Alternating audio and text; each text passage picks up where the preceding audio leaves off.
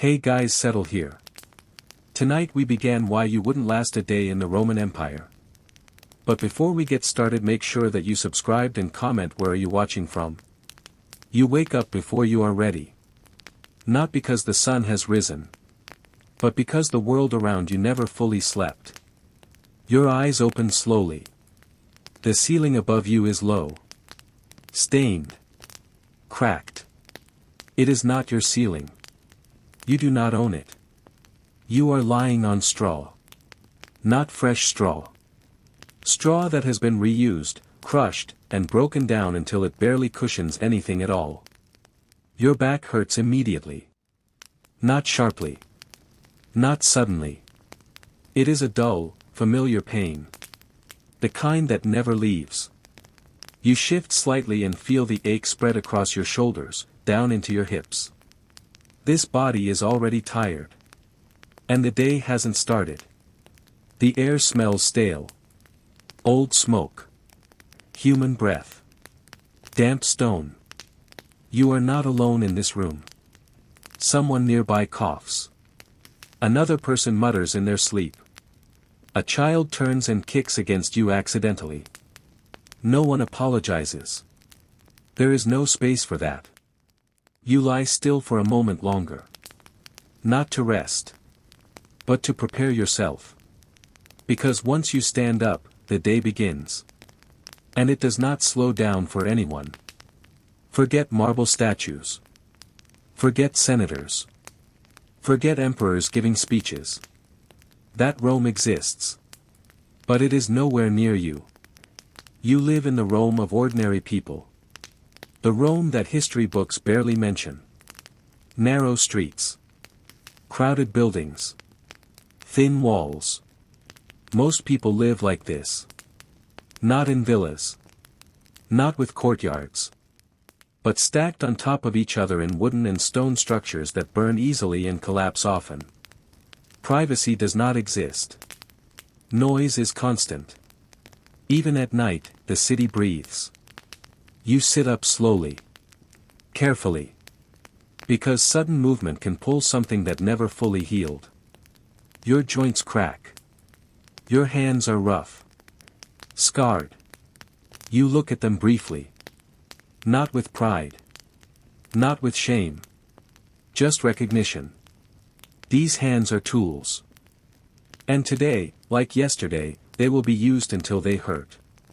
You stand. The floor is cold. Stone pulls warmth from your feet immediately. There are no shoes waiting for you. Just worn sandals nearby. You slide your feet into them and tighten the straps. They barely fit anymore. Your feet have widened over the years. That happens when you walk everywhere. Before food. Before work. Water. You pick up a container and step outside. The street is already awake. People move quietly at first. Not because they want silence. But because they are conserving energy. Every step costs something. The stones beneath your feet are uneven. Some are slick with old waste. Others are chipped or loose. You walk carefully. A fall here is not embarrassing. It is dangerous.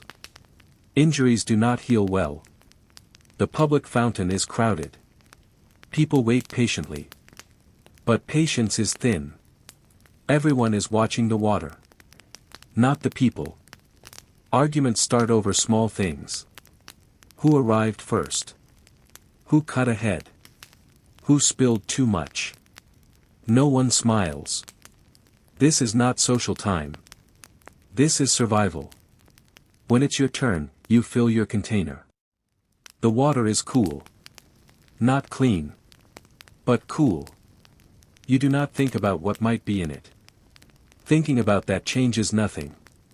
Breakfast is simple. Grain. Bread. Hard enough to hurt your teeth. You chew slowly. Not because it tastes good. But because eating too fast makes your stomach ache later. This is not a meal. It is fuel. And there is never enough. Soon after eating, you move toward your work. You are a laborer. That already puts you ahead of many. Slaves work beside you. Some have it worse. Some have it better. Status matters. But pain is universal. You lift. You carry. You push. Your body warms up, then overheats. Sweat runs down your spine. There is no relief. No scheduled breaks. You stop when the task is finished. Or when you physically cannot continue. In the Roman Empire, bodies do not collapse dramatically. They wear down. Knees fail slowly. Backs curve forward. Hands lose feeling.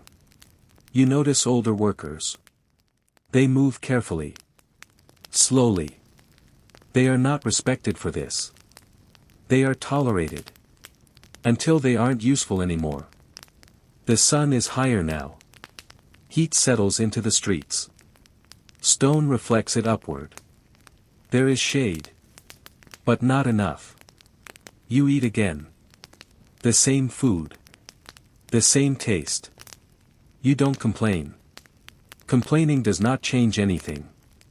Crime exists. Not everywhere. But enough that you stay alert. Pickpockets. Thieves. Violence in ignored areas. Guards patrol where power matters. Where it doesn't. People protect themselves. You avoid eye contact. Being noticed is dangerous. You wouldn't last a day in the Roman Empire. Not because of gladiators. Not because of emperors. But because nothing ever stops. There is no recovery. No safety net. No concept of burnout. Your body would fail before your mind adapted. And when it did, Rome would replace you without hesitation. The sun begins to lower. Your muscles ache. Your breath is heavy. And the night is coming again. Not as rest. But as another test. The afternoon does not feel different from the morning. There is no shift in mood. No sense of progress. Work simply continues. Your body is warmer now, heavier. Every movement costs more than it did earlier. Muscles that were stiff in the morning now ache constantly. Not enough to stop you. Enough to remind you that stopping is not an option. The sun presses down. Stone streets reflect heat upward, trapping it between buildings. Air thickens. Breathing feels slower. Sweat dries into your clothing and leaves salt behind. There is no place to wash. Cleanliness is not a daily habit. It is an occasional luxury. Rome is loud during the day. Not with excitement. With effort. Metal striking metal. Wood scraping stone. Animals breathing heavily as they pull loads too heavy for them. People shout instructions. Not angrily. Not kindly. Just loudly enough to be heard. Voices are tools here. So are bodies. If someone slows down, others notice. Not out of concern. Out of calculation. A slow worker means more work for everyone else. Sympathy exists. But it is limited. You help someone if you can. But you do not risk your own position. Because losing work means losing food. And losing food means dying slowly. Someone nearby slips. It is quick. Their foot catches on uneven stone. Their weight shifts badly. There is a dull sound as they hit the ground. They do not scream. Screaming wastes breath. They sit up slowly, testing themselves. An arm does not move correctly. The work pauses, briefly. Not out of concern for the injured. But to assess the disruption. Eventually, someone helps them stand. They cannot continue. No one is angry. No one is kind. The world simply adjusts around their absence. Tomorrow, someone else will fill the space. This is the hardest part of the day. The point where fatigue sets in fully. But the end is still far away. Your thoughts slow. Mistakes become more likely. A dropped tool. A missed step. You correct yourself quickly. Mistakes here are dangerous. Even with work, food is never guaranteed. Payment may be delayed. Work may end suddenly. An injury can ruin everything. There is no unemployment. There is no assistance. There is only work. Or the absence of it. You do not plan years ahead. You plan days. Sometimes weeks, if you're lucky. As the sun lowers, work finally ends. Not cleanly. Not ceremonially. It simply stops. People drift away. Slowly. Stiffly. You walk back through streets that now smell different. More waste. More smoke. Shadows stretch. The city looks older in this light. More tired. Food again. The same as before. Sometimes thinner. Sometimes smaller. You eat with others if you live with them. Conversation is minimal. Not because there is nothing to say. But because there is nothing new. Everyone is conserving energy. Darkness in Rome is deep. There are lamps. But oil costs money. Most streets are barely lit. You move carefully. Crime increases. Not dramatically. Quietly. A missing object. A sudden push. A shadow moving too close. You keep your head down. Fire is a constant fear. Buildings are close together. Materials burn easily. One mistake can destroy entire blocks. At night, flames spread fast. People wake to shouting. Buckets move hand to hand. Sometimes it works. Sometimes it doesn't. When you lie down again, your body does not relax. It remains tense. Listening. Always listening. Rats move in the walls. Someone nearby breathes unevenly. A cough worsens. You drift in and out of sleep. Dreams mix with memory. Work continues even in rest. If someone dies during the night, it is handled quickly. There is no time. No space. Bodies are removed. Burned or buried outside the city. Life does not stop. It cannot. Modern people think danger is sudden. But Rome kills slowly. Through repetition. Through exhaustion. Through constant, low-level fear. You would not adapt in time. Your body would fail. And when it did, Rome would not notice. The night deepens. Breath slows. Tomorrow approaches. Not as hope. But as continuation. Morning returns without announcement. No bells. No gentle light. Just noise. Someone outside shouts. Metal strikes stone. An animal cries briefly, then goes quiet. Your eyes open. Your body feels heavier than yesterday. Not dramatically. Not enough to panic. Just enough to notice. This is how decline begins. Sickness is everywhere in Rome. It does not arrive as a crisis. It arrives as a background presence. A cough that lingers. A fever that comes and goes. A wound that never fully closes. You do not stop working because you are sick. You work until you cannot stand. Only then does illness become visible. By then, it is often too late. There are healers. Some are skilled. Some are guessing. Treatments are mixtures of observation, tradition, and belief. Herbs. Wine. Bloodletting. Prayer. Sometimes they help. Sometimes they weaken you further. You cannot choose carefully. You take what is available. A small cut can kill you. Dirt enters wounds easily. There is no sterilization.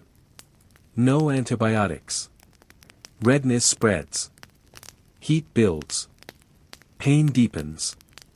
If fever follows, people step back. Not out of cruelty. Out of fear. Disease does not care about kindness. Children work early. Very early. They carry water.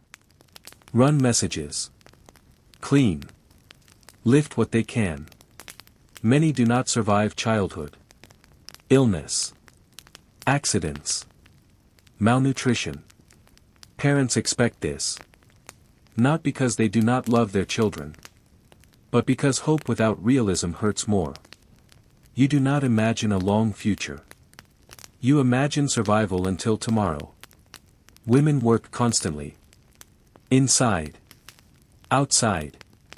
Cooking. Cleaning. Carrying. Producing children. Pregnancy is dangerous. Childbirth kills many. There is no safety net. If a woman dies, life continues around her absence. Children are absorbed by others. Or lost. Slaves are not rare. They are visible. They work beside you. They sleep nearby. Some are treated better than free laborers. Some are treated far worse. Freedom does not mean comfort. It means your suffering is unpaid. Old age is uncommon. Not because people do not live long lives. But because few survive the path there. Those who do age visibly. Bent backs. Shaking hands. Fading strength. They rely on family, if they have it. If not, they disappear. Quietly. This is the truth beneath everything. No one is essential. Not you. Not your labor. Not your life. Rome is vast. People are many. Loss is absorbed instantly. You are used to recovery. Rest days. Treatment. Care. Rome offers none of this. Stress never ends. Safety never arrives. Your mind would search for relief that does not exist. And that would break you faster than hunger. The sun lowers again. Another day ends. Not completed. Just survived. Night does not bring peace to Rome. It removes witnesses. As the sun disappears, the city does not rest. It contracts. Streets narrow in the dark. Shadows thicken. Night does not bring peace to Rome. It removes witnesses. As the sun disappears, the city does not rest. It contracts. Streets narrow in the dark. Shadows thicken. What was merely unpleasant during the day becomes dangerous now. You feel it immediately. Your posture changes. Your steps shorten. You listen more than you look. There are lamps. But oil costs money. Most homes use as little light as possible. Most streets are barely lit. Darkness belongs to whoever is willing to move through it. That is rarely the honest. Crime in Rome is not dramatic. No chases. No shouts. It is hands moving in shadows. Bodies pressing too close. A sudden absence where something once was. If you are robbed, you do not report it. Reporting requires authority. Authority does not care about you. Guards are uneven. Some areas are watched. Places of wealth. Places of power. Others are ignored completely. If you live there, you learn routes. You memorize safe corners. You do not wander. You avoid eye contact. You keep your head down. You do not react to every sound. Reacting marks you as weak. Weakness invites attention. Fire is Rome's constant enemy. Cooking fires. Lamps knocked over. Carelessness born of exhaustion. Buildings are packed together. Wood frames. Tar. Cloth. Once fire starts, it spreads faster than people can respond. Shouting wakes the block. Buckets move. Sometimes the fire is stopped. Sometimes entire neighborhoods vanish before dawn. If your home burns, you are not compensated. You sleep where you can. Shelter is temporary. Loss is permanent. Bodies are found at night. In alleys. On stairways. Behind buildings. Not all deaths are violent. Some simply stop breathing. Exhaustion claims them. Illness finishes its work. By morning, they are gone.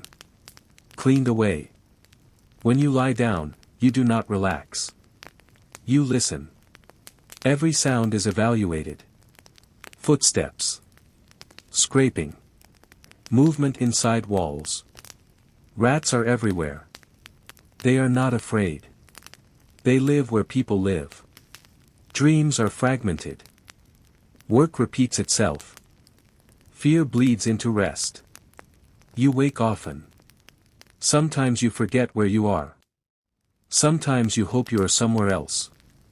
Then the pain reminds you. Modern people think rest restores them. In Rome, rest is incomplete. The body never resets.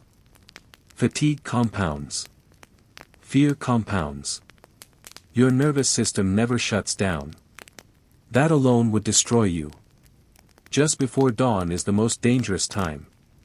Guards are tired. Criminals are bold. Fires go unnoticed. This is when lives end quietly. Eventually, light returns. Not as relief. As repetition. The same sounds. The same pain. The same demands. Another day begins. If you survive long enough, something changes. Not suddenly. Not clearly. Your body adapts. But it also degrades. Strength becomes efficiency. Speed becomes caution. You learn how to move without wasting anything. Energy. Emotion. Hope. There is no retirement. No moment when work ends because you have done enough. If you are still alive, you are expected to contribute.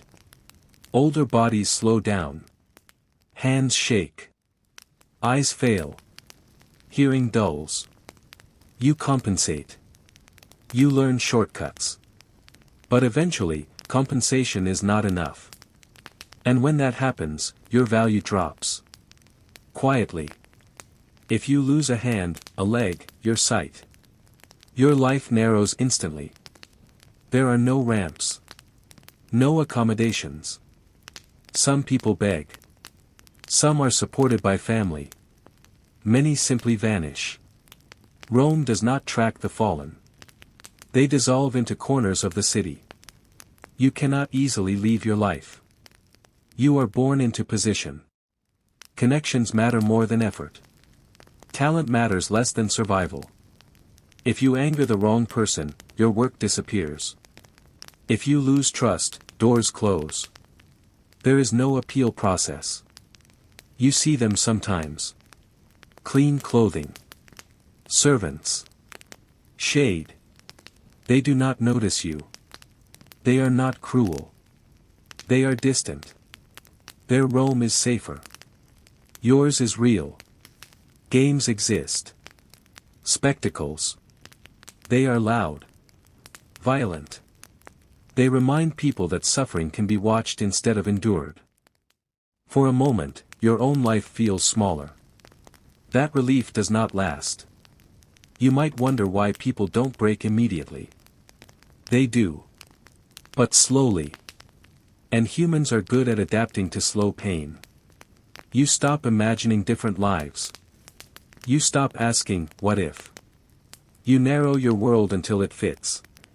Success is not fame. It is not conquest. It is not legacy. Success is eating today. Not being injured.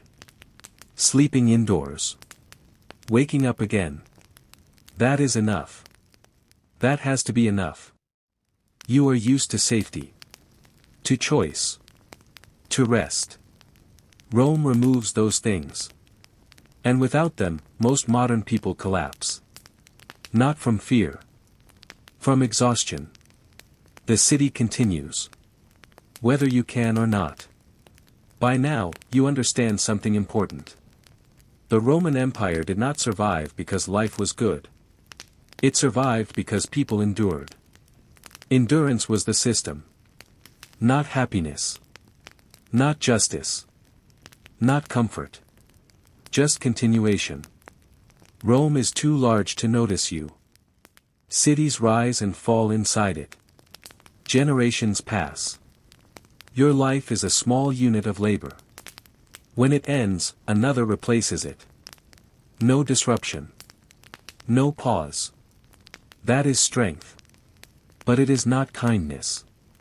Most people did not know another world. They were born into this rhythm. Pain was normal. Fear was normal. Death was expected. When hardship is constant, it stops feeling exceptional. It becomes weather. Hope in Rome is not dreaming of greatness. It is hoping. The fever breaks. The fire doesn't reach your building. Your child survives the winter. You wake up tomorrow able to work. Anything more feels dangerous. Hope beyond survival risks disappointment. Religion provides structure. Not answers. Rituals give shape to uncertainty. Routine dulls fear. When every day is similar, disaster feels less personal. You see marble. You see roads. You see empire. But you do not see the cost. The millions who carried stones. The bodies worn down quietly. The lives that never mattered enough to be recorded. History remembers Rome. It forgets Romans. You would last hours. Maybe days. Then the lack of rest would break you. The constant vigilance. The absence of safety. The physical strain.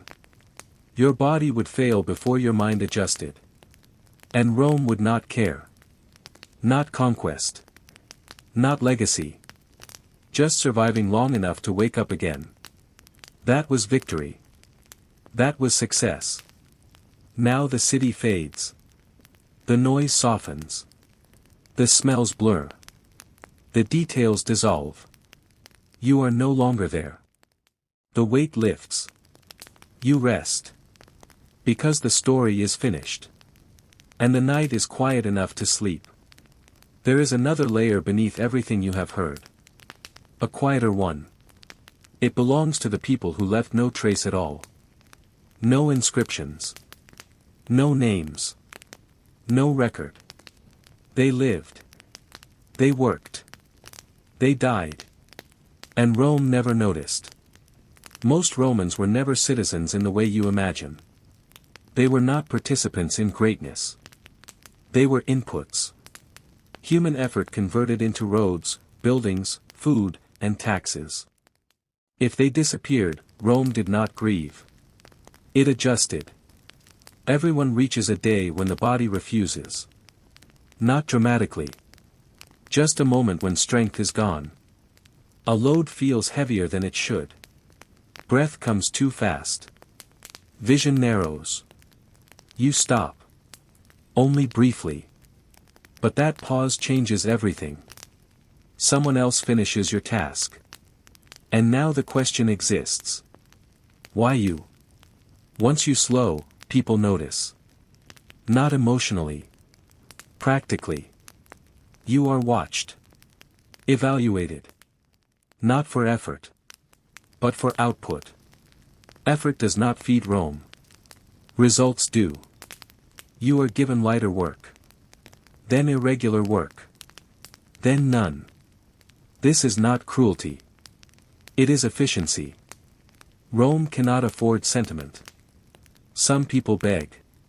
Some rely on family. Some drift. Rome has many edges where people disappear. Under stairways. Behind warehouses. In forgotten corners of the city. There are no statistics. Just absence. Many Romans died without anyone knowing their name. No ceremony. No marker. Sometimes not even a body recovered. Life ended quietly. Like a candle going out in a room no one entered. Modern minds expect meaning. Narrative. Resolution. Rome offers none. Life is not a story. It is a process. And processes do not care who they consume. You would not fail because you are weak. You would fail because you are human. Rome demanded more than humans can give indefinitely. It just spread the cost across millions. This is the part that matters most. Despite everything, people laughed, loved, had children, shared food. Not because life was good, but because humans do that everywhere. Even in harsh systems. Even under pressure. Especially then. If you survived, you mattered to yourself. And sometimes, that was enough. The city fades once more. Stone softens. Noise recedes. Rome becomes history again. And you return to your own world. One with rest. With safety. With choice. Things most Romans never had. You are born without choice. Not into a family. But into ownership. Your mother is a slave. That fact decides everything about you before you take your first breath. You are not registered as a person. You are counted as future labor. Your earliest days are uncertain. Many infants do not survive. Milk is limited. Illness is common. If you are weak, you may not be fed enough to justify the effort. No one calls this cruelty. They call it necessity. If you live, you work early. Small tasks at first. Carrying. Cleaning. Watching younger children. Mistakes are corrected quickly. Sometimes with words. Sometimes not. Pain is instructional. You learn to lower your eyes.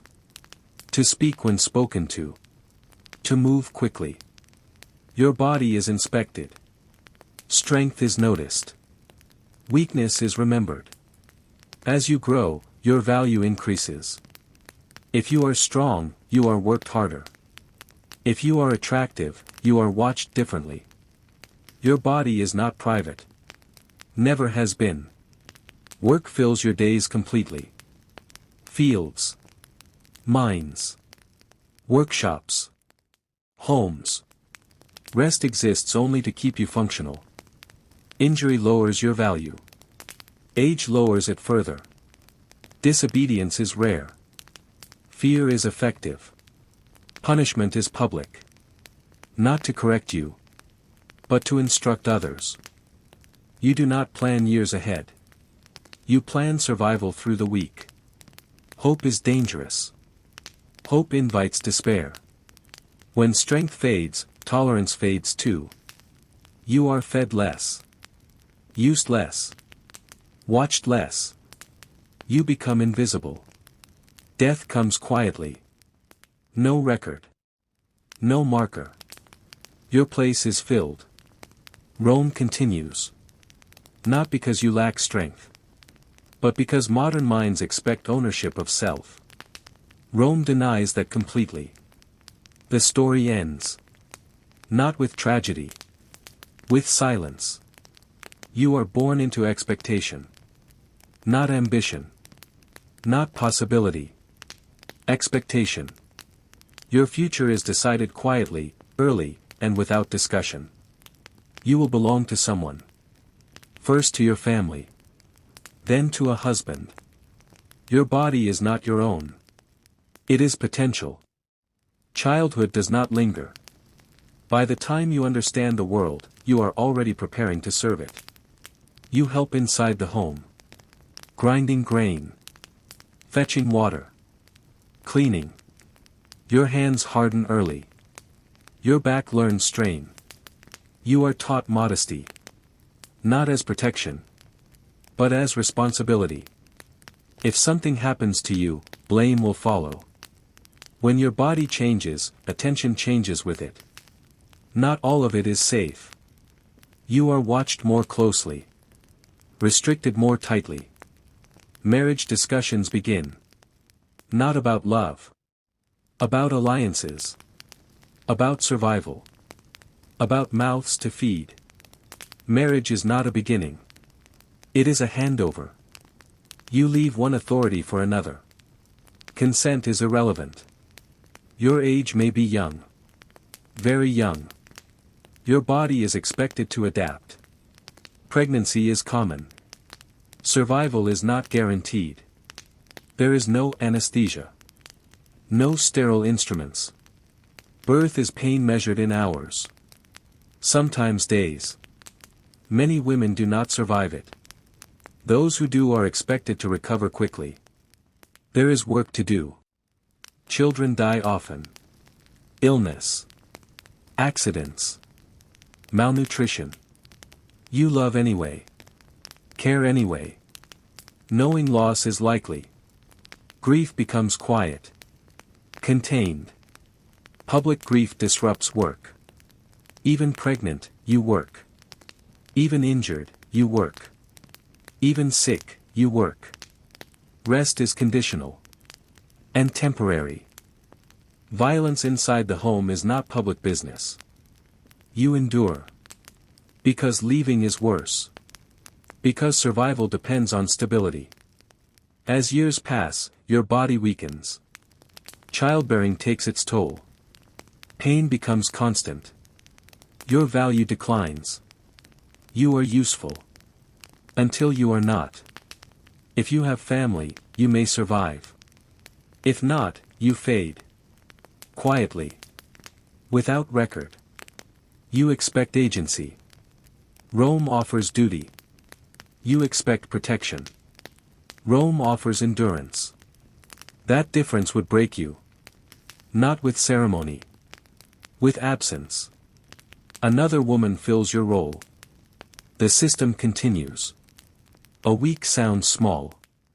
7 days. In your world, that is routine. In Rome, a week is an endurance trial. Because nothing resets between days. Fatigue stacks. Pain stacks. Fear stacks. And the body keeps the score. The first day overwhelms you. Not with violence. With friction. The smells. The noise. The constant proximity of other bodies. You are already exhausted by evening. Sleep is poor. You tell yourself tomorrow will be easier. It won't. Muscles protest immediately. Blisters form. Your back tightens. You work through it. Everyone does. This is when you first realize. There is no adjustment period. Rome expects performance immediately. Sleep debt slows you. You misjudge weight. You misstep. Nothing catastrophic. Just enough to cost energy you don't have. Your mood dulls. Irritation rises. You suppress it. Anger is dangerous. You stop scanning for relief. You scan for threats. Disease. Fire. The wrong person's attention. Your nervous system never powers down. This drains you faster than work. Pain becomes background noise. That's worse. Because now you don't notice injury immediately. A strain worsens. A cut festers. You are weaker than yesterday. Others notice. You are slower. Not by much. Enough. You are watched differently. Tasks are redistributed. You feel the shift. You are not punished. You are deprioritized. That is more dangerous. Not dramatically. Not publicly. Something small fails. Grip. Balance. Breath. You stop. Just for a moment. That moment is enough. Rome moves on without you. Rome doesn't crush people quickly. It wears them down until replacement is easier than repair. That is why it lasted. And that is why you would not. You live in a world built on systems like this. They are just quieter now. More efficient. Rome is not ancient. It is familiar. You wouldn't fail because you lack strength. You would fail because you expect recovery. Rome never offered it. The week ends. Not with reflection. With absence. A year in Rome does not feel like a cycle.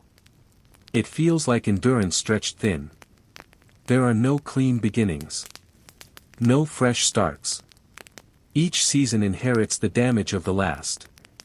Spring arrives quietly. The air softens.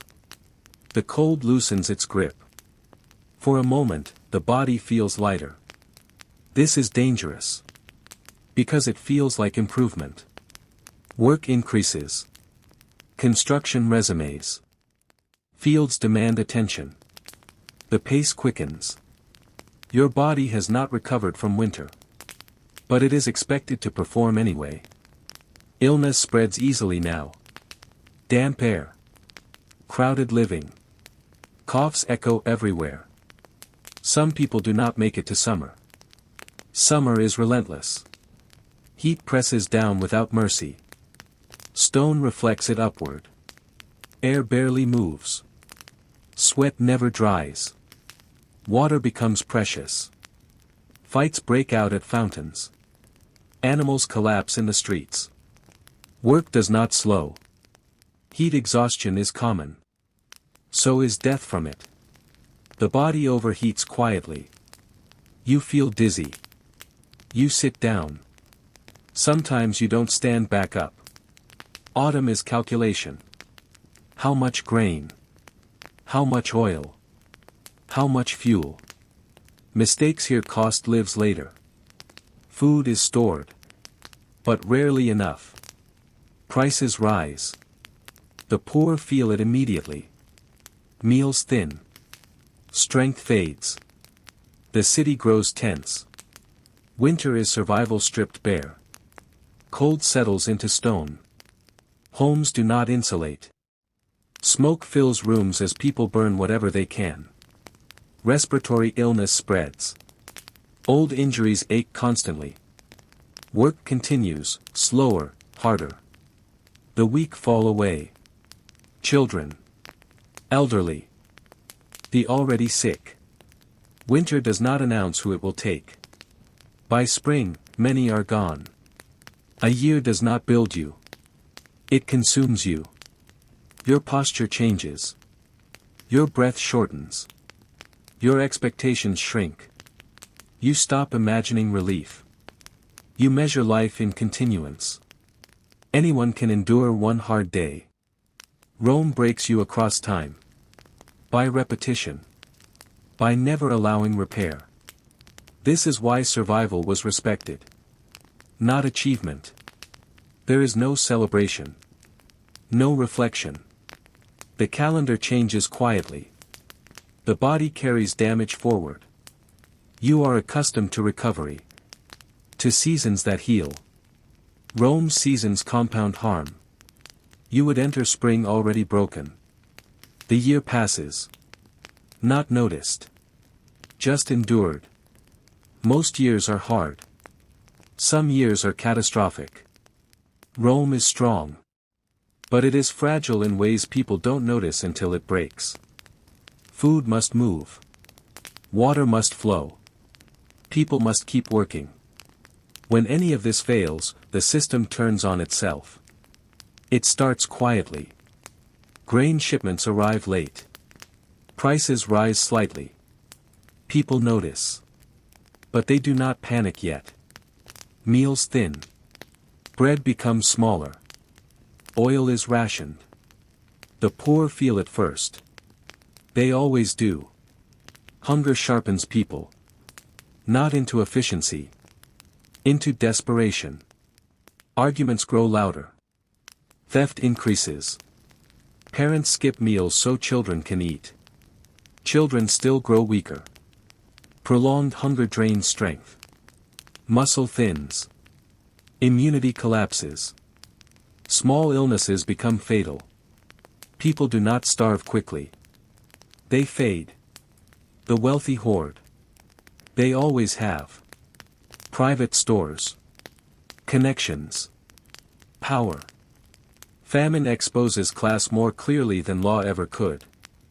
Plague does not follow famine. It walks beside it. Crowding. Malnutrition. Weak immune systems. Perfect conditions. Someone coughs. Someone bleeds. Someone dies too quickly.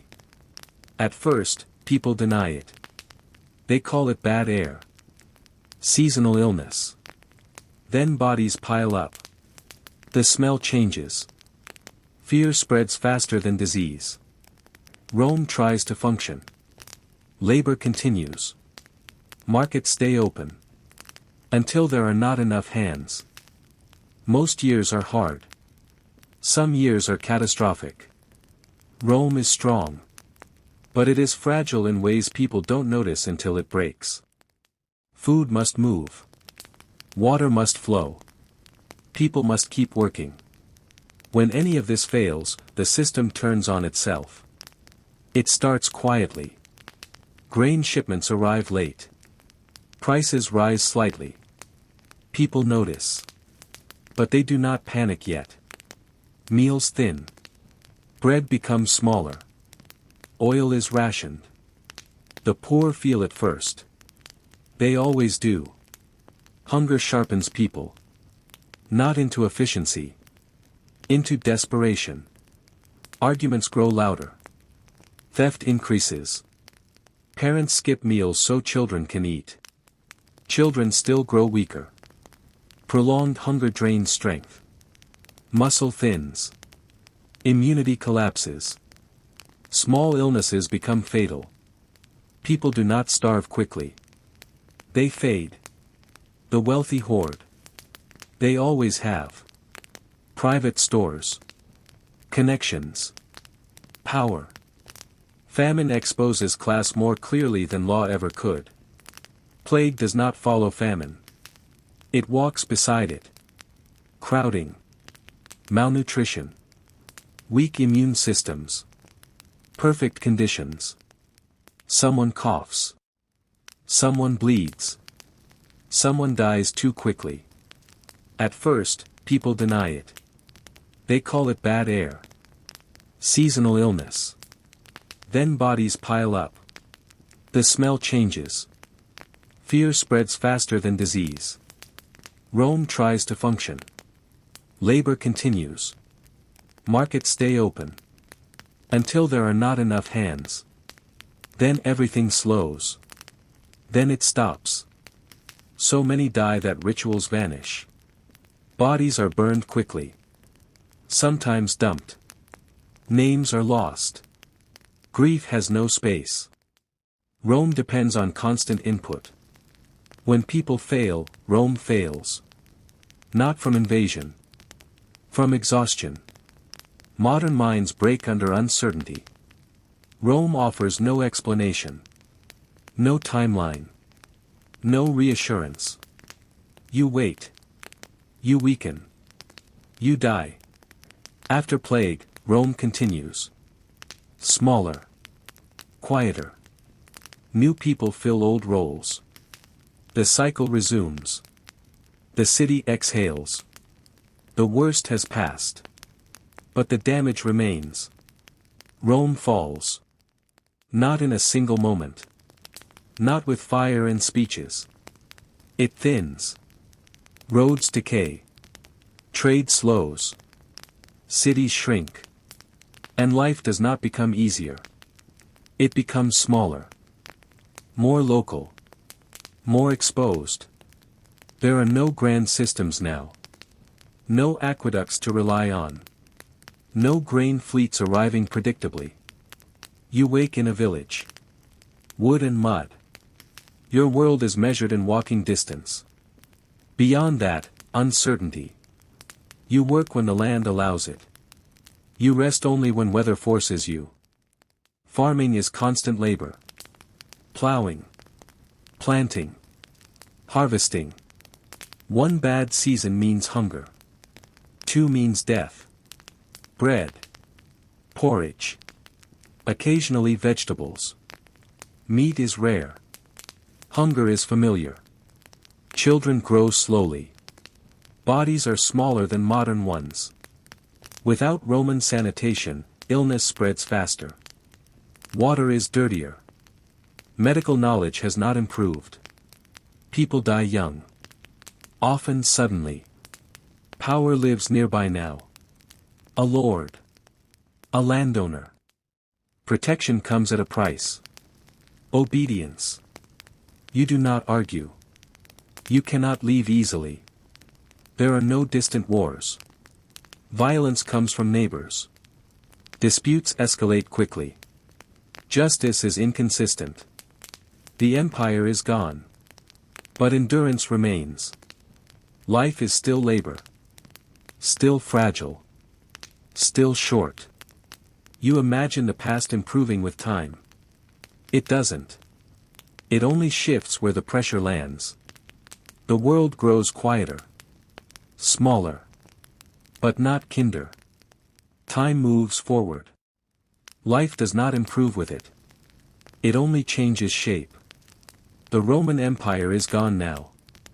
But comfort does not replace it. Control does. Your world is narrow. A village. A few fields. A church. Most people never travel farther than a day's walk from where they are born. You know every face. That does not make life safer. It makes conflict permanent. From sunrise to sunset, you work. There is no alternative. Farming is not seasonal labor. It is year-round survival. Repairing tools. Tending animals. Storing food. Winter does not forgive mistakes. You are not starving every day. That would be dramatic. You are underfed every day. Always just short of enough. Your body adapts by shrinking. Strength is functional, not powerful. Religion explains what nothing else can. Why children die. Why crops fail. Why suffering continues. It does not reduce pain. It gives it meaning. That is enough to endure. Plagues return again and again. There is no understanding. Only superstition. People flee. Spreading illness further. Entire villages vanish. Fields return to wilderness. Raids. Banditry. Local wars. You do not hear about them. You experience them. One night changes everything. Your home burns. Your food is gone. Winter follows. People imagine the past as slow. It is not. It is unstable. One failure cascades into many. There is no buffer. No insurance. No recovery period. You rely on systems you never notice. Supply chains. Medical care. Law. Remove them. And endurance becomes everything. True comfort does not arrive for centuries. Not with kings. Not with religion. Not with empires. It arrives with sanitation. Medicine. Energy. Excess. Things ancient people never had. You are not weaker than the past. You are protected from it. Remove that protection. And the past returns immediately. The world fades again. History closes. And silence remains. When machines arrive, people expect relief. They imagine lighter work. Shorter days. Easier lives. What actually arrives is pressure. Faster. Louder. Relentless. The day no longer begins with light. It begins with sound. A factory whistle cuts through the air before dawn. It does not ask if you are ready. It announces that time no longer belongs to you. You rise immediately. Late means punishment. Repeated lateness means dismissal. Dismissal means hunger. You breathe soot. Cold dust settles into your lungs slowly. Not painfully at first. Just constantly. Your chest feels tight by afternoon. You ignore it. Everyone does. You perform one task. The same movement. Over and over. Hours pass unnoticed. The machine sets the pace. You follow. If you slow down, the line backs up. If the line backs up, you are blamed. In Rome, bodies wore down slowly. Here, bodies are broken quickly. A slip. A misjudged reach. Fingers vanish. Arms are crushed. There is no pause. The machine does not care. Small bodies fit where adult ones cannot. They crawl beneath machines. They clean moving parts. Their injuries are common. Their deaths are accepted. They are cheap labor. And replaceable. Days blur. Weeks vanish. Fatigue becomes permanent. Sleep is shallow. Dreams repeat the rhythm of machines. Your nervous system never leaves the factory. Industrial cities expand rapidly. Housing is cramped. Sanitation is poor. Disease spreads easily. Water is contaminated. Death rates climb. Progress continues anyway. Machines do not free people. They extract more from them. Faster. Longer. With less recovery. The body is no longer the limit. The machine is. You expect labor to respect biology. Industrial work ignores it. It demands output, not endurance. Your mind would break under monotony. Your body would fail under speed. Life expectancy rises, eventually. But only after generations of suffering. Only after laws are forced. Only after bodies pile up. Rome used bodies. The Middle Ages used bodies. Industry uses bodies. The difference is scale. Comfort does not arrive with machines. It arrives when societies decide suffering is unacceptable. That decision is recent. Very recent. The factory whistle fades. The noise dissolves. The body rests. For now. If you pull back far enough, patterns appear. Not progress. Patterns. Humans do not move from pain to comfort in a straight line. They circle it. They trade one pressure for another. At the beginning, survival is immediate. Cold. Hunger. Predators. Every day is physical calculation. Can you find food? Can you avoid death? Can you rest without being taken? There is no tomorrow. Only continuation. When humans settle, danger changes. Predators retreat. Disease advances. Crowding replaces exposure. Food becomes predictable. Until it fails. Hierarchy forms. Some eat first. Most wait. Civilization does not reduce suffering. It organizes it. Work becomes specialized. Pain becomes distributed. The many support the few. History records the few. Empires expand efficiency. They move food. They move people. They move suffering. Distance hides cost. Rome is not unique. It is just well documented. Systems fail. Always. When they do, the burden returns to the body. Violence shortens. Hunger sharpens. Life contracts. People endure again. Machines promise relief. They deliver output. Humans adjust downward. Bodies adapt. Minds fracture. Eventually, rules appear.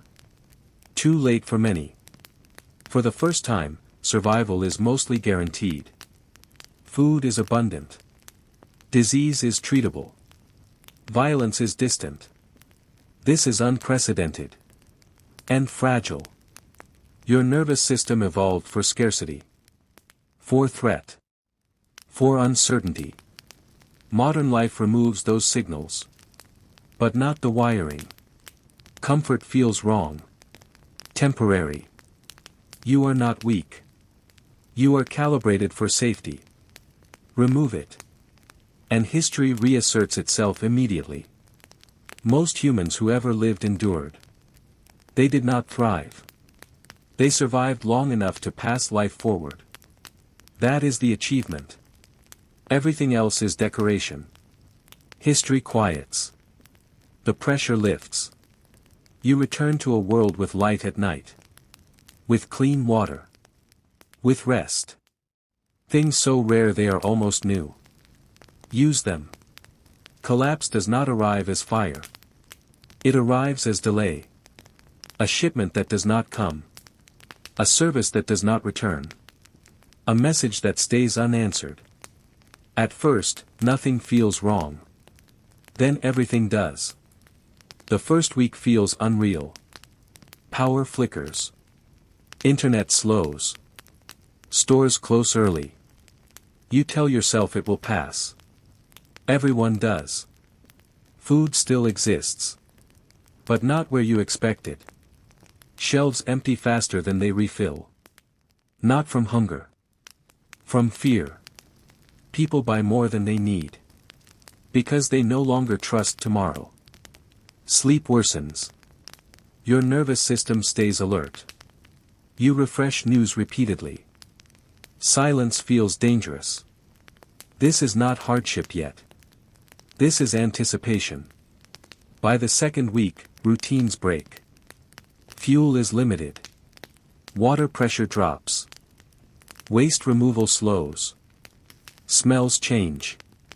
Cities notice first. Food becomes uneven.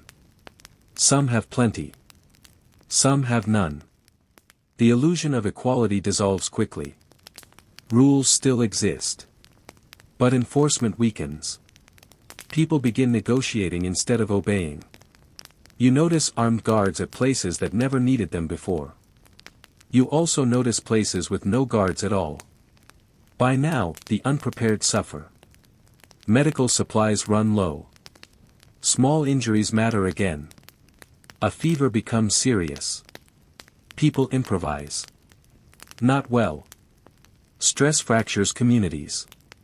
Kindness exists. But it is selective. By week 4, the modern world is gone. Not destroyed. Abandoned. Electricity may return in some places. It does not matter. Trust is broken. People form groups. Territory matters. Resources define power. This is not chaos. This is reversion. You expect coordination.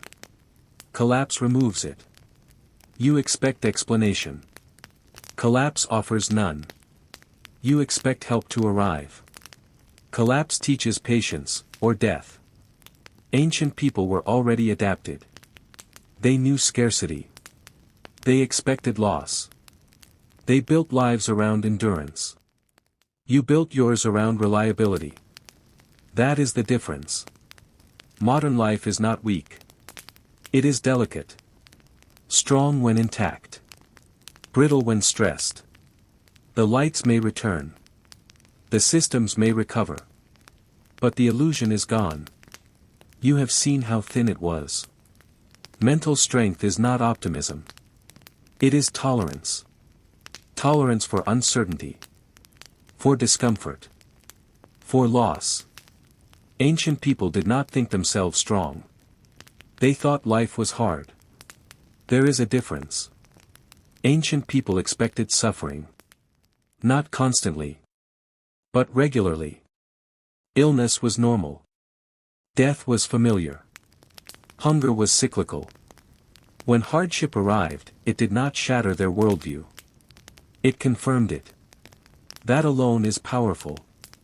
You expect continuity. Power tomorrow. Food next week. Safety next year. When those assumptions crack, panic follows. Not because danger is greater, but because expectation was violated. Ancient people did not experience this shock. They lived inside uncertainty. Ancient lives were small, local, repetitive. Meaning was not abstract. It was embedded. Family, work, ritual. You did not ask what your purpose was. You performed it. Ancient people did not see millions of other lives. They saw dozens. Comparison was limited. Desire was bounded. Your mind processes more information in a day than an ancient person did in a lifetime. That constant comparison erodes contentment. Pain was visible. Everyone carried it. There was no illusion that others were doing better. Today, suffering is hidden. Filtered. This makes pain feel personal. Like failure. Ancient people knew it was communal. Ancient people hoped practically. For rain. For health. For survival. They did not hope for perfection. They did not expect fairness. That protected them from despair. You are not fragile. You are overstimulated. You are insulated from hardship. But constantly reminded of it. Your nervous system never rests. Ancient nervous systems lived in one mode. Yours shifts constantly. That is exhausting. Ancient children learned loss young. They adapted. You learn loss late. It shocks you. This is not moral superiority. It is exposure. Ancient people were not happier. They were steadier. They accepted limits. You resist them. That resistance costs energy. If systems strain again, mental strength matters more than supplies. Those who adapt expectations survive longest. Those who wait for normal to return suffer most. Ancient people did not feel entitled to comfort. You do. Losing entitlement hurts more than losing comfort. The weight settles. The comparison ends. Not as judgment. As understanding. The future is not one thing. It is several possibilities happening at once. Some places grow safer. Others fracture. Most oscillate. History does not end. It stretches. Technology will keep advancing. Medicine improves. Food production increases. Automation expands. For a portion of humanity, life becomes easier. Less physical work. More convenience. This is real. But it is uneven. Every layer of comfort adds dependency. On systems. On energy. On coordination. The more comfortable life becomes, the less tolerant it is to disruption. This is not a flaw. It is physics. Collapse does not arrive everywhere at once. It appears in pockets. A city fails. A region destabilizes. A system strains. Other places continue. This makes collapse confusing.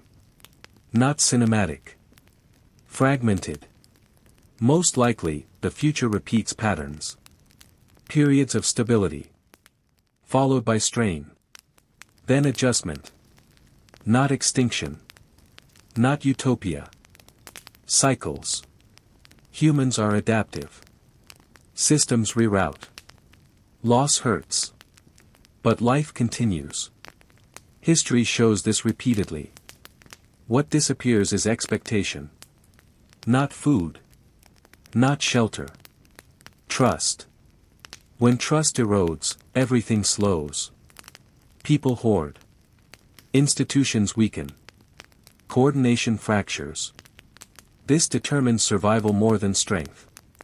Physical suffering decreases overall. Psychological strain increases. Uncertainty without visible threat is harder than visible danger. This is the new pressure. Not the strongest. Not the smartest. The adaptable. Those who expect fluctuation, accept loss, adjust identity, detach from permanence. These people suffer less. You would not last a day in the Roman Empire. Because your expectations are modern. You may struggle in the future. For the same reason. Not because you are weak. But because the world keeps changing. Faster than expectations adjust. History does not test heroism. It tests tolerance. For boredom. For discomfort. For repetition. Those who endure are not remembered. They are replaced. And life continues. The future fades. The pressure releases. The story ends. But the pattern does not. You live in the safest moment humans have ever known. That is not opinion. It is structure. Food arrives without effort. Water flows without thought. Light obeys a switch. None of this is natural. It is maintained. And maintenance is fragile. Comfort feels solid. It is not. It depends on electricity, fuel, logistics, trust, coordination. Remove one. Everything weakens. Remove several. History returns immediately. You do not know how to grow food. Not really. You do not know how to purify water without tools. You do not know how to treat infection without medicine. You do not know how to survive winter without infrastructure. This is not failure. It is specialization. But specialization collapses fast. Your body is no longer trained for endurance. It is trained for comfort. Chairs. Climate control. Predictable meals. Remove them. And the body protests immediately. Back pain. Fatigue. Anxiety. Not weakness. Unfamiliarity. Ancient people broke physically. Modern people break psychologically. Uncertainty terrifies you. Silence unnerves you. Waiting feels unbearable. Your nervous system expects resolution. History does not provide it. Imagine. No power for days. No deliveries. No updates. Panic begins early. Not because danger is immediate. But because control is gone. Rome understood hunger. You understand disruption. That difference matters. Your life is safe. But dependent. And dependence creates background fear. Even if you never name it. History is not a story of progress. It is a reminder. Of how quickly conditions revert. Of how thin the line is between order and endurance. The world quiets. For now. Mental resilience is not toughness.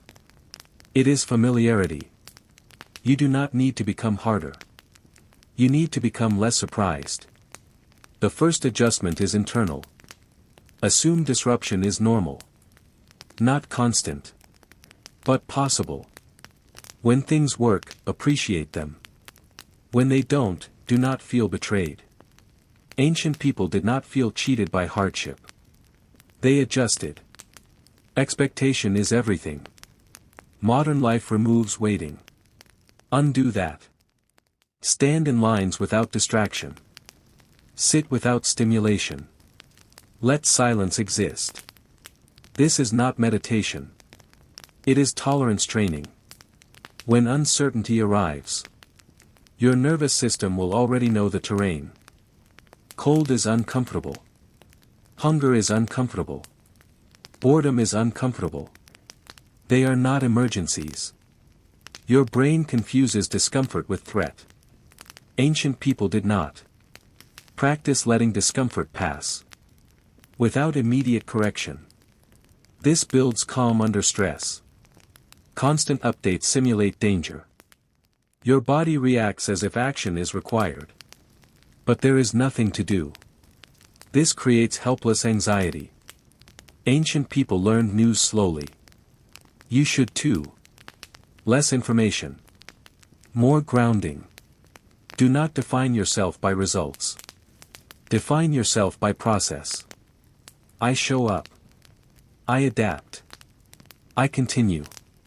Outcomes fluctuate. Processes endure.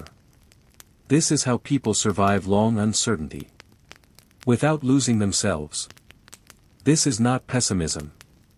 It is realism. Things break.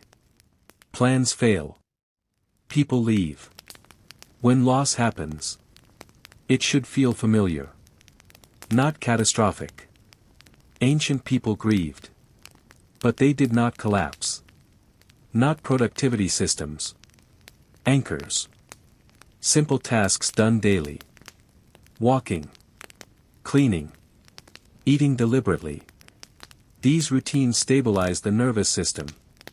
When the world feels unstable, normal is a memory. History does not return to previous states. It moves forward unevenly. Those who wait suffer longest. Those who adapt earliest suffer least. Resilience is quiet. It does not look impressive. It looks like waking up, doing what must be done, resting when possible, repeating. This is how most humans survived history. You do not need to prepare for collapse. You need to prepare for uncertainty. That preparation happens internally. The pressure eases. The body relaxes.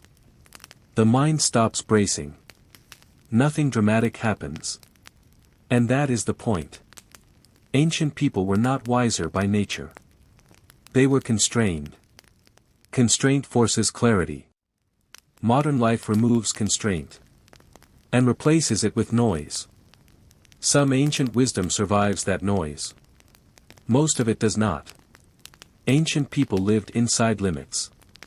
Limited food. Limited time. Limited choice. They did not waste energy resisting reality. They adjusted behavior instead. Modern people resist limits constantly. This creates frustration without solution. Acceptance is not surrender. It is efficiency. Ancient routines were non-negotiable. Wake. Work. Eat. Rest. No optimization. No self-improvement. Routine stabilized the nervous system. Modern people try to design perfect days. Ancient people simply repeated survivable ones. Repetition is calming. Meaning was nearby. Family. Craft. Land. Ritual. Not global purpose. Not identity performance. Modern meaning is abstract and distant. Ancient meaning was tactile. This reduced anxiety. Ancient survival was collective. You did not succeed alone. You endured together. Modern culture emphasizes independence. That feels empowering. Until pressure arrives. Then isolation becomes weakness. Death was present. Visible. Unavoidable. This sharpened priorities. Modern culture hides death.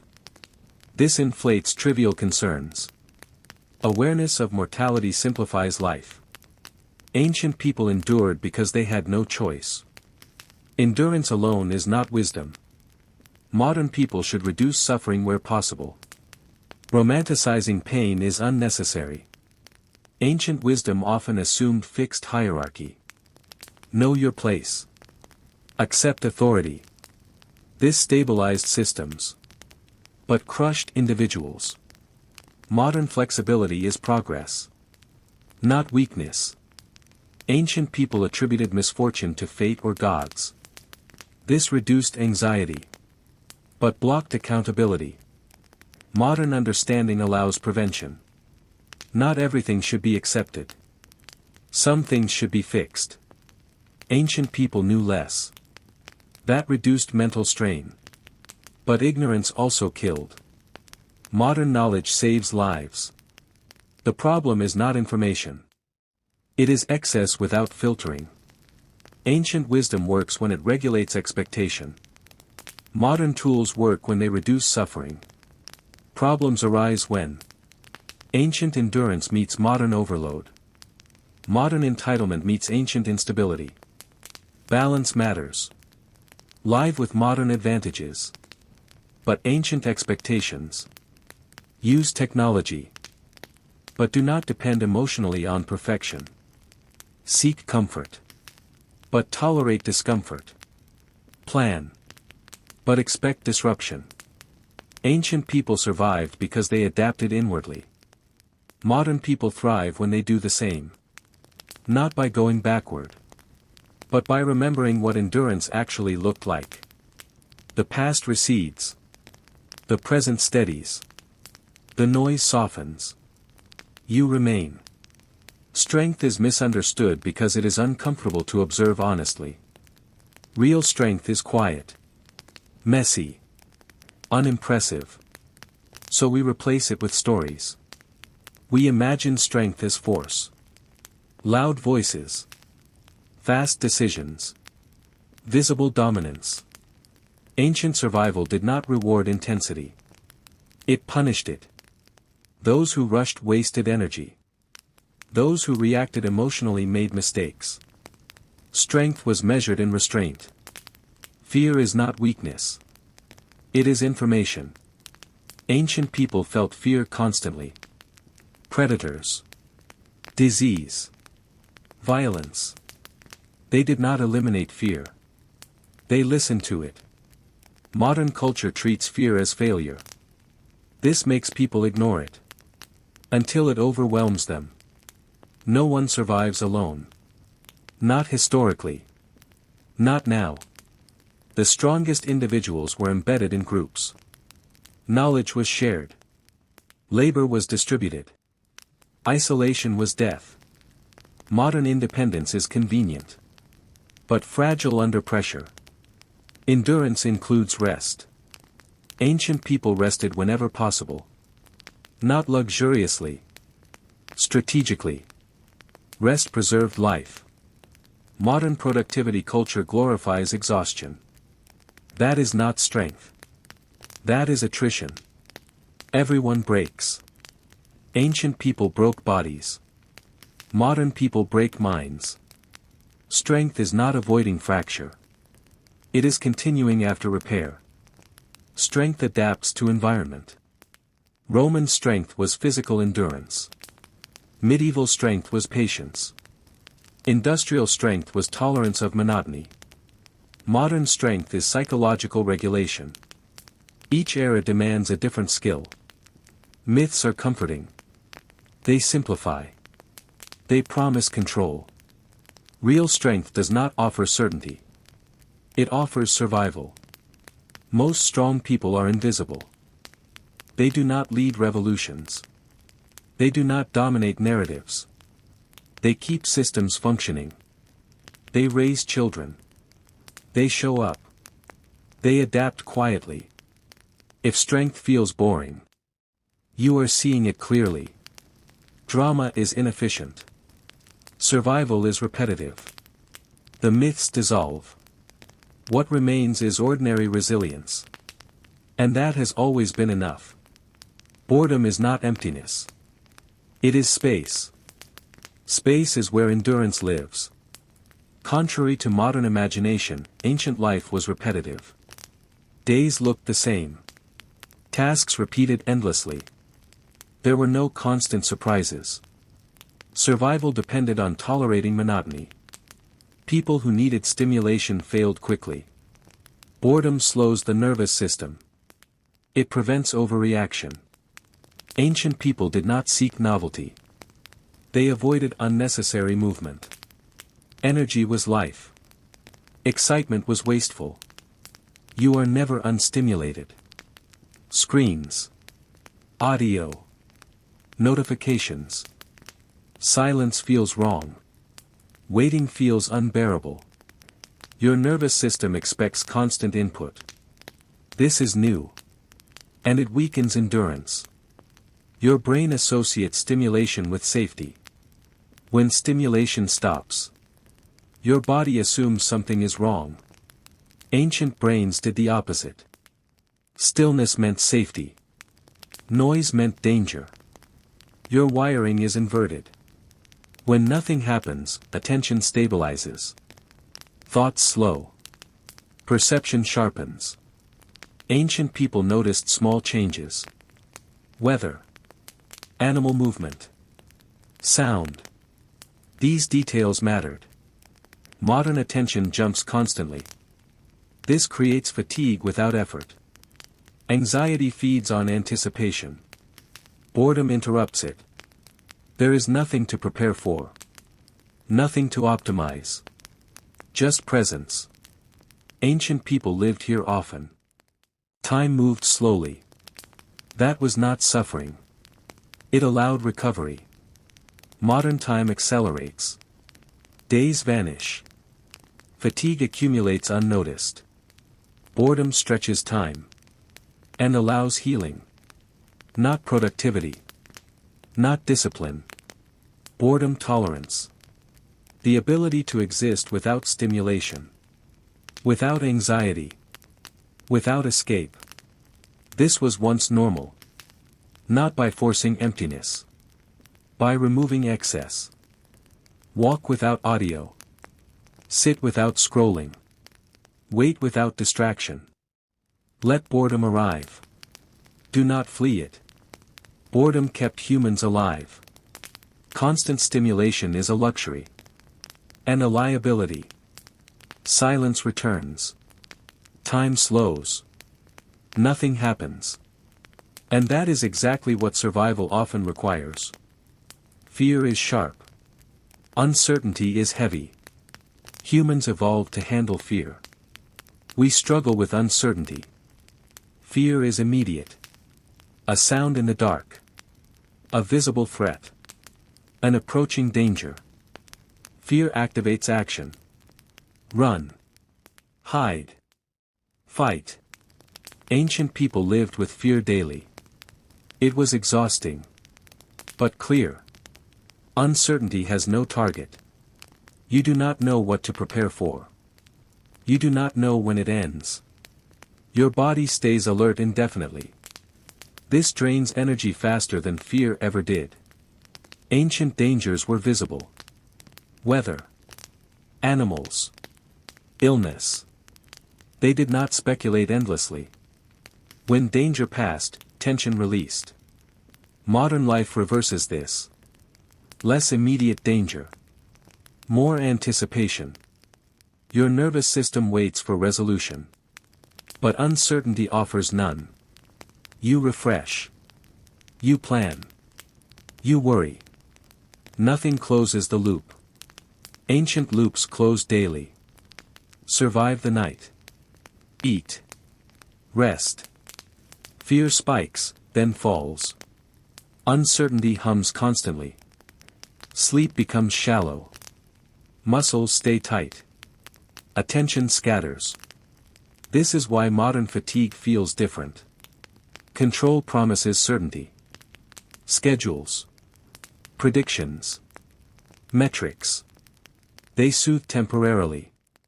But life resists control. When systems fail, the collapse feels personal. Ancient people did not expect control. They expected fluctuation. Those who tolerate uncertainty suffer less. Not because they enjoy it. Because they stop demanding answers. They adjust behavior without resolution. Reduce future projection. Focus on immediate, controllable actions. Eat. Clean. Rest. Work. Ancient people lived here. This stabilized them. You are not anxious because danger is high. You are anxious because certainty is low. This is solvable internally. Fear tells you what to do. Uncertainty teaches you how to wait. Waiting is harder. That is why history trained humans for it. The wait eases. The horizon softens. Nothing resolves. And somehow, you are still okay. Endurance is often treated as something outdated. A trait for harsher times. In reality, endurance is simply patience applied repeatedly. And it still works. Endurance is not tolerating unnecessary pain.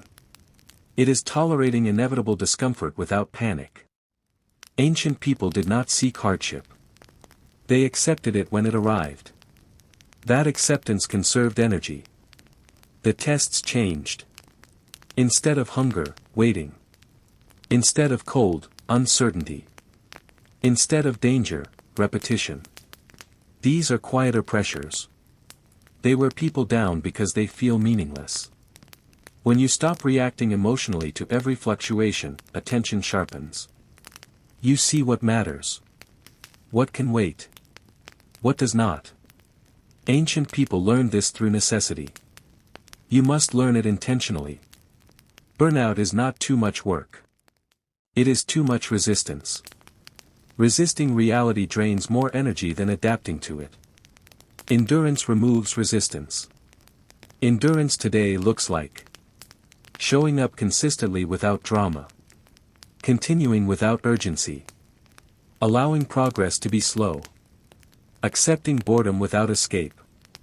These behaviors compound quietly. People trust those who persist. Not those who surge briefly. Ancient communities depended on reliable presence. Modern systems still do. Consistency stabilizes groups. Motivation fluctuates. Endurance remains. Ancient people did not wait to feel motivated. They worked because life required it. You do not need their hardship. You need their mindset. Those who endure do not stand out. They last. They accumulate skill. They become anchors for others. This is influence without spectacle. The calmer you become, the more capable you are. Urgency narrows vision. Endurance widens it. Reduce urgency. Increase repetition. Accept slowness. Continue anyway. This is not weakness. This is how humans survived everything. The breath deepens. The pressure drops. Nothing dramatic changes. And progress continues. Resilience is often sold as toughness. Endure more. Feel less. Push harder. That is not resilience. That is denial. Ancient people adapted constantly. To weather. To illness. To loss. They changed behavior. They did not glorify pain. They reduced exposure where possible. That is resilience. Modern culture frames resilience as personal strength. If you struggle, you are not resilient enough. This is incorrect. Resilience depends on environment, support, and expectation. Ancient people knew this intuitively. No one survived alone. Food was shared. Labor rotated. Care was communal. Resilience emerged from systems. Not individuals. Modern isolation weakens this capacity. Ancient people broke. Bones healed crooked. Minds carried grief. Resilience included recovery. Not perfection. Modern culture hides recovery. It celebrates uninterrupted performance. That is unrealistic. Constant stress without recovery exhausts adaptability. Ancient stress came in waves. Danger, then rest. Modern stress is continuous. This erodes resilience biologically. Resilience includes acceptance. Accepting loss. Accepting limitation. Accepting uncertainty. This frees energy for adaptation. Resistance consumes it. Resilient people do not feel strong. They feel tired, but capable. Calm, but cautious. Resilience is not confidence. It is steadiness. You are not failing because life feels heavy. Life is heavy. You are failing only if you refuse to adapt. Ancient people adapted because they had no alternative. You have the option. And that makes it harder. Resilience is not standing tall in the storm. It is bending without breaking. Then standing again. The tension releases. The need to perform fades. What remains is capacity. Acceptance is often mistaken for giving up. It is the opposite. Acceptance is when resistance stops wasting energy. Before acceptance, the mind argues with reality. This should not be happening. This is unfair. This must change now. These thoughts feel active. They are not. They drain strength without producing action. Ancient people learned this early. Reality did not negotiate. Acceptance does not remove difficulty. It removes friction. The situation stays the same. But your internal struggle ends. This creates calm. Not happiness. Calm. Calm looks passive. But calm allows clear action. Ancient people did not panic first. They assessed. Panic wasted time. Calm preserved life. When resistance drops, breathing deepens. Muscles loosen. Attention narrows to what matters. This is not philosophy. This is biology. Your body prepares to endure efficiently. Modern culture tells you. Fix everything. Optimize everything. Control outcomes. When control fails, anxiety spikes. Ancient people expected partial control only. They worked within it. Acceptance often arrives quietly. Not as relief. But as exhaustion ending. You stop rehearsing alternatives. You deal with what is. This is when real progress begins. Ego resists acceptance. It wants proof of agency. Ancient survival did not center ego. It centered continuity. You continued. That was enough. Calm enables. Better judgment. Energy conservation.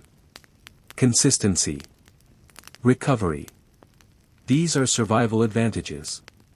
Not emotional states. Acceptance does not make life smaller. It makes it manageable. Ancient lives were not hopeful. They were workable.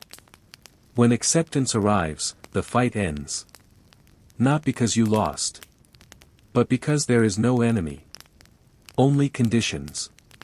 The body settles. The mind quiets. Nothing resolves. And yet, everything becomes possible again. Strength did not disappear. It changed shape. Most people are still using the wrong definition. In the past, strength was physical. Lift. Carry. Endure pain. It was obvious who had it. It could be tested quickly. That kind of strength mattered when survival was immediate. Today, strength is internal. Regulating emotion. Delaying reaction. Continuing without recognition. You cannot see it. That makes it undervalued. We still look for dramatic markers. Confidence. Certainty. Decisiveness. But modern environments punish impulsivity. They reward steadiness. The ability to remain functional under ambiguity. Not solving uncertainty. Living inside it. Ancient people trained this by default. Modern people must train it deliberately. Can you pause before reacting? Sit with discomfort. Finish tasks without urgency. Accept slow progress. These are strength tests now. They do not feel heroic. They are effective. Confidence assumes predictability. Modern life is not predictable. Confidence collapses under change. Calm adaptation does not. Ancient people trusted process, not outcome. Old strength dominated environments. Modern strength stabilizes them.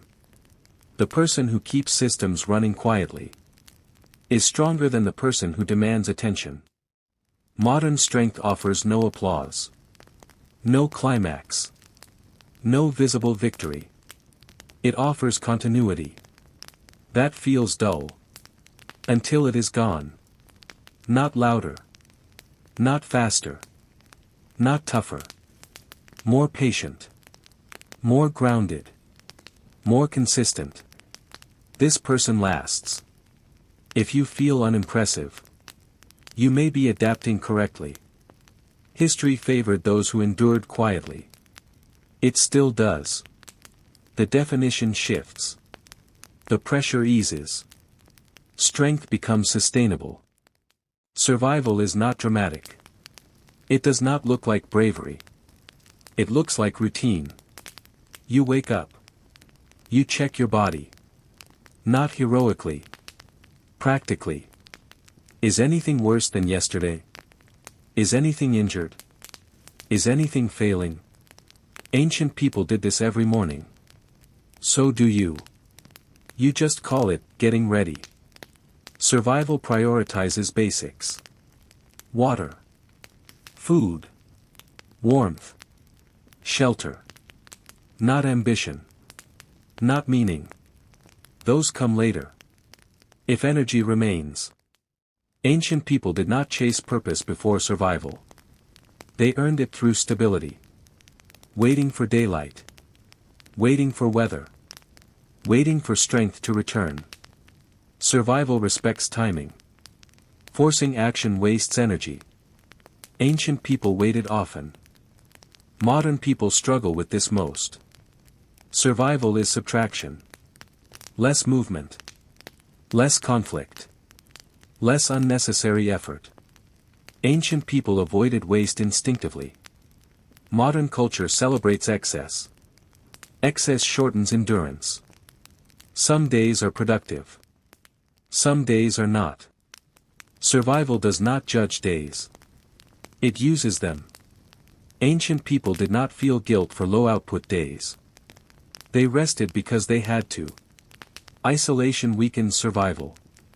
But so does conflict. Ancient people maintained alliances cautiously. You shared when possible.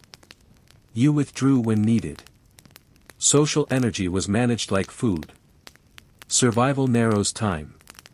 Today matters. Tomorrow exists. But it does not dominate attention.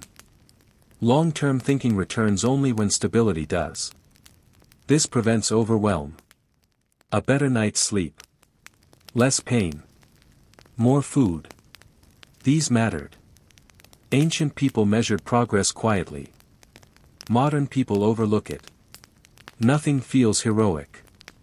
No milestones. No closure. Just continuation. This is why most people quit mentally. Even when physically safe. Survival is boring. Repetitive. Uncelebrated. That is why it works. If you expected survival to feel powerful, you would miss it. It feels ordinary. And then, one day, you realize. You are still here. The day ends.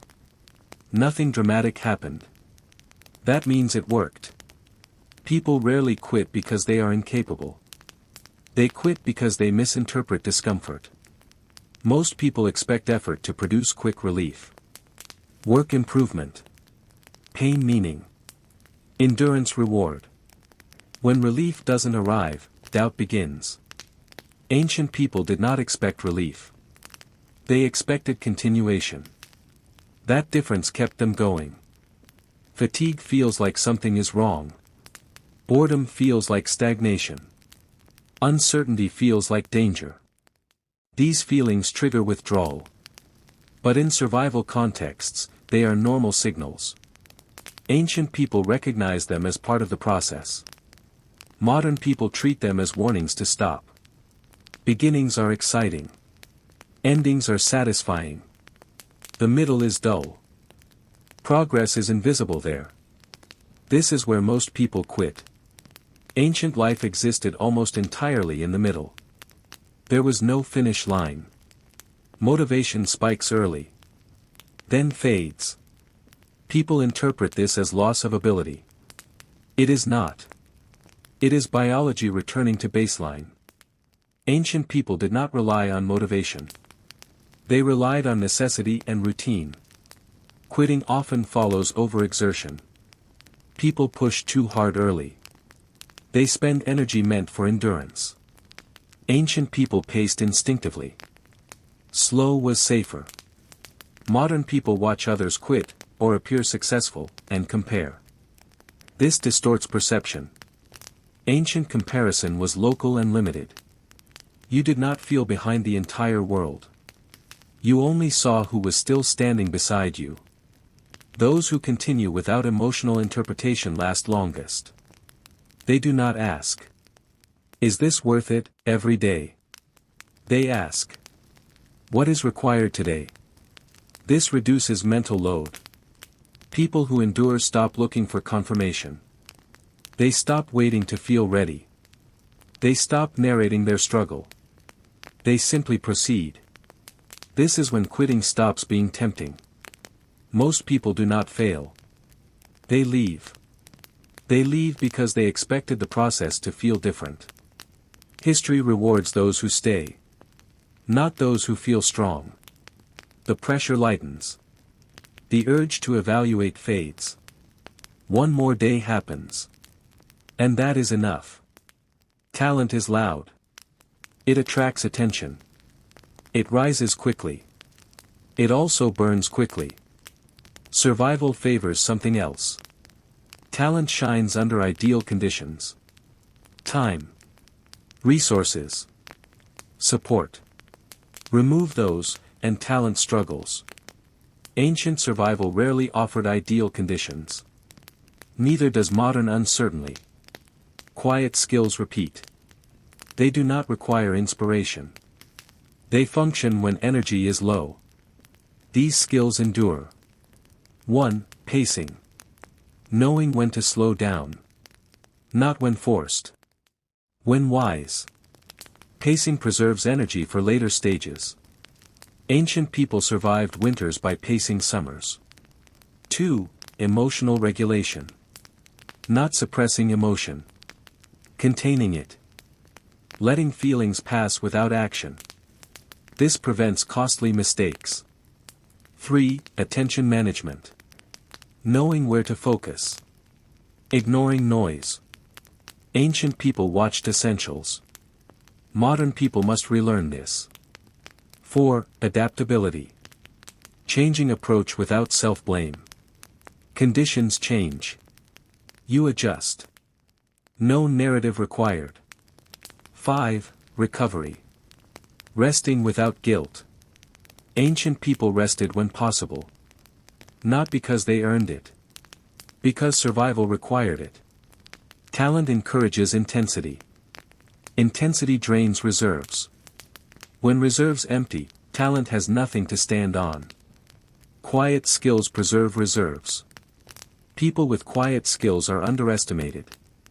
They are not impressive early. They persist late. History remembers outcomes. Not early brilliance. Modern culture celebrates speed. Algorithms reward spikes.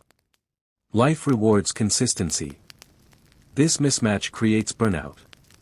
If progress feels slow, you may be using the right skills. Endurance is rarely visible. But it lasts.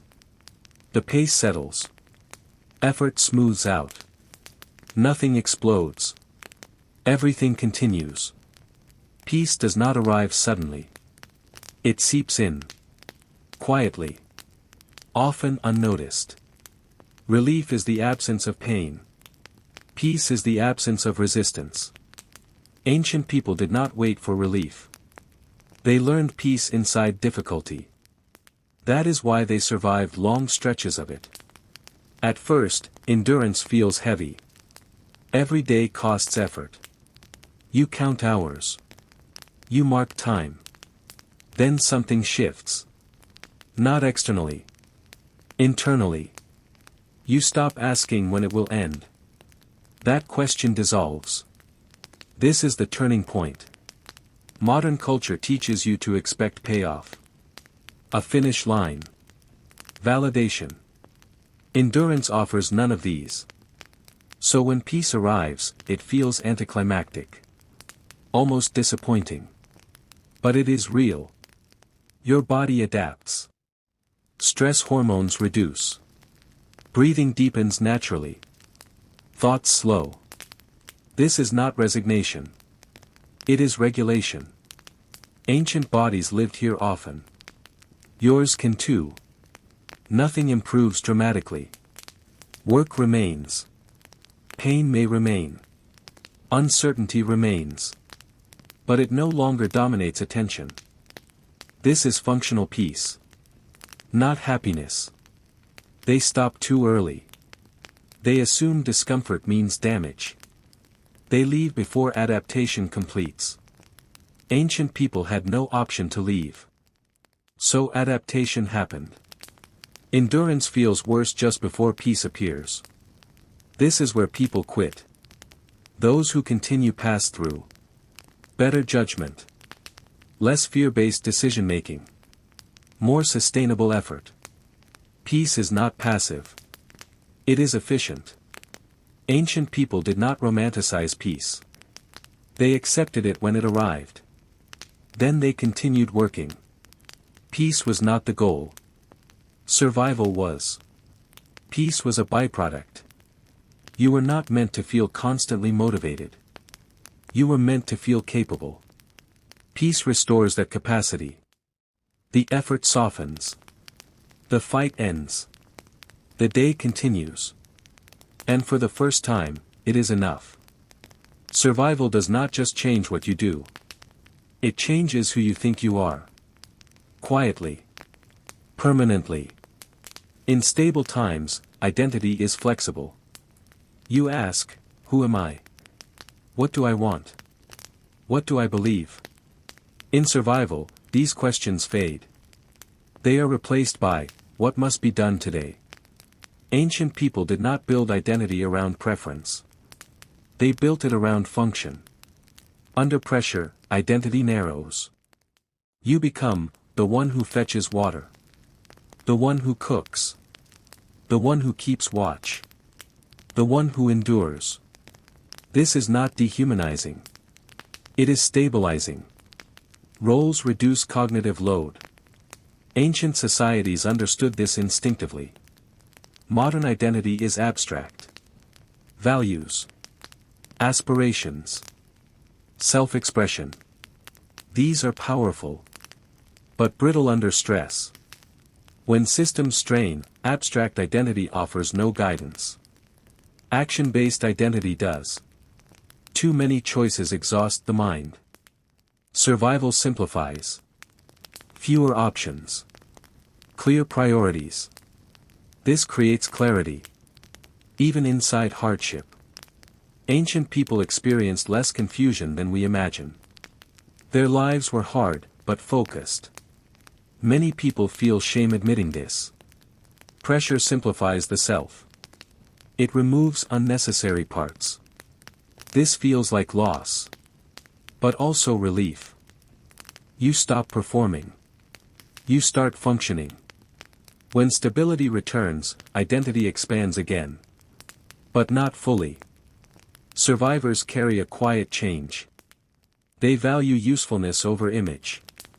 Reliability over expression. This can feel alien in modern culture.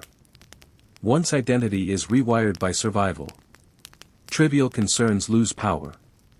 Status feels hollow. Consistency matters more than recognition. This is why some people seem unchanged by chaos. They are not unchanged. They are reorganized. Ancient people did not ask, who am I becoming? They asked, what is required of me? That question still works. Survival strips identity down. Until only what works remains. What remains is enough. The self quiets. The noise falls away. Function replaces narrative. And the day continues. Struggle does not end with victory. It ends with irrelevance. At first, struggle defines everything.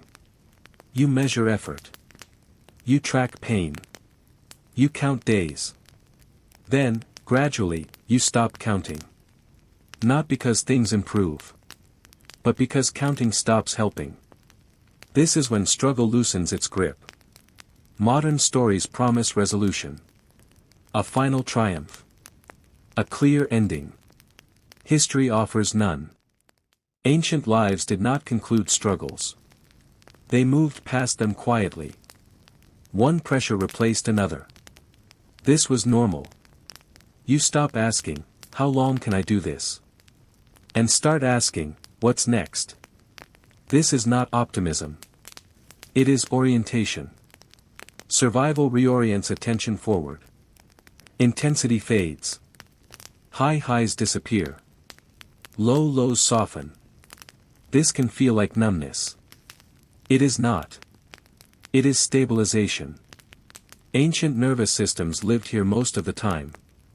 Modern culture teaches you to feel alive through intensity.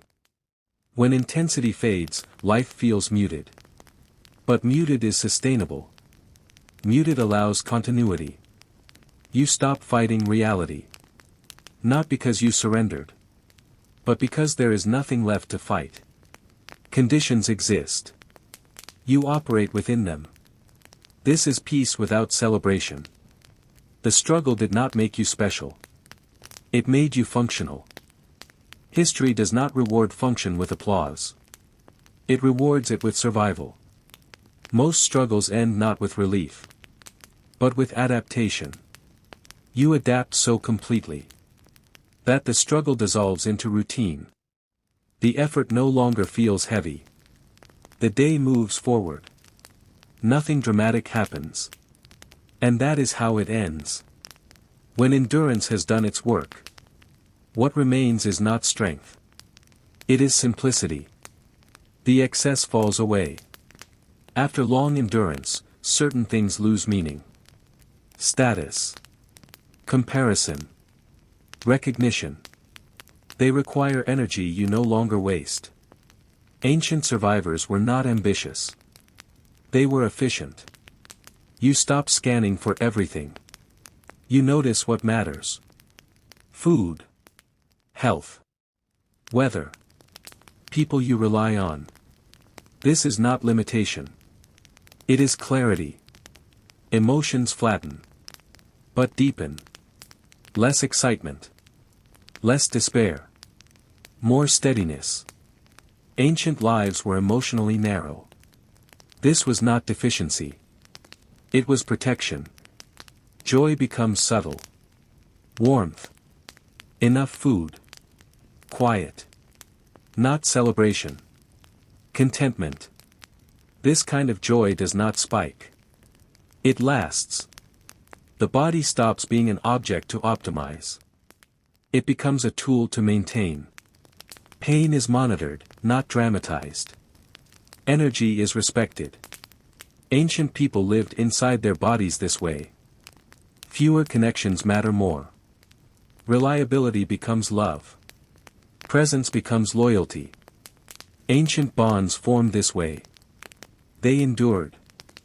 This peace does not feel earned.